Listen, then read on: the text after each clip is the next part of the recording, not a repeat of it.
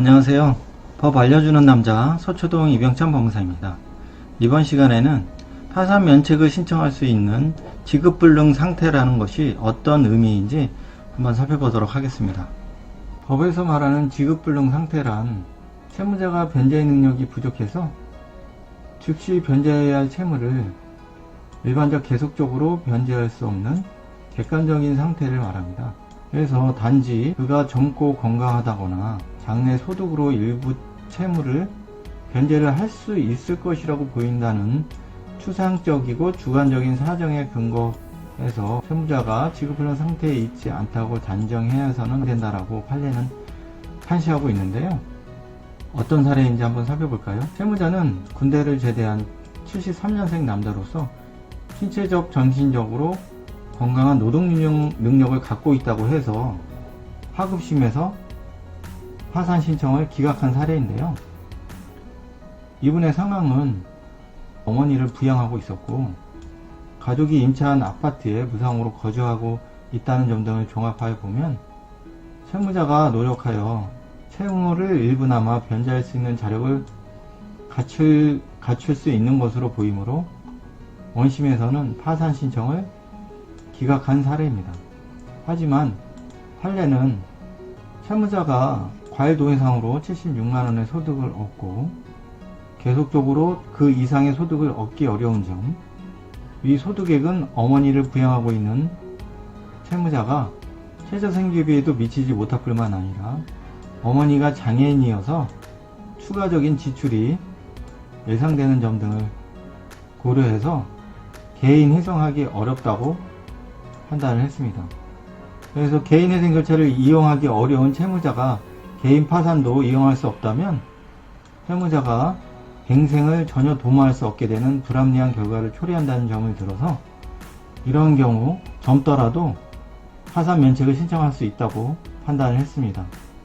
그래서 판례는 단지 채무자가 젊고 건강하다거나 그래서 장래 소득으로 채무를 일부라도 변제할 수 있을 것으로 보인다는 추상적이고 추정에 근거해서 채무자가 지급불능 상태에 있지 않다고 단정해서는 안 된다고 판단을 하고 있습니다.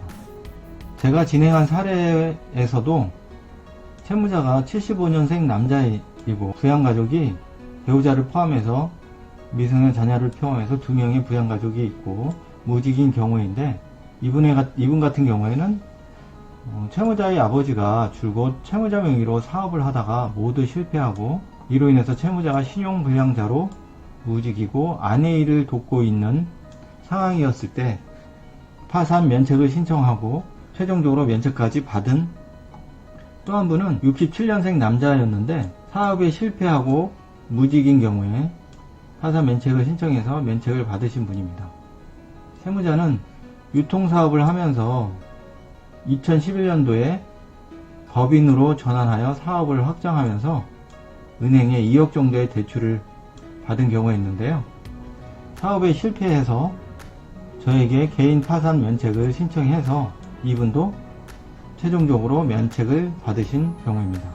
이번의 경우에는 경비소득으로 200만원의 소득이 있고 최저생계비 이상의 소득을 벌고 있으신 분인데요.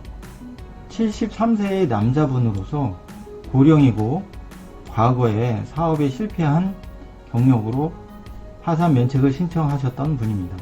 이분은 IMF 때 무역회사를 하다가 부도로 신용불량자로 살면서 현재 경비를 하고 계신 분인데요. 경비로 200만원의 소득을 계시지만 최저생계비의 소득이 있지만 노령으로 파산 면책을 신청해서 최종적으로 면책을 받으신 경우입니다.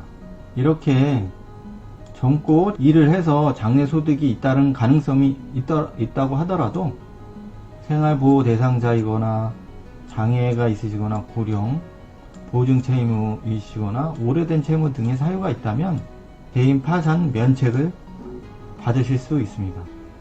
즉 개개인의 사정에 따라서 개인 파산 면책을 받으실 수 있으니까 개인 파산을 진행해야 할지 개인 회생을 진행해야 할지 상의하셔서 꼭 정확한 진단을 받으시기를 바랍니다.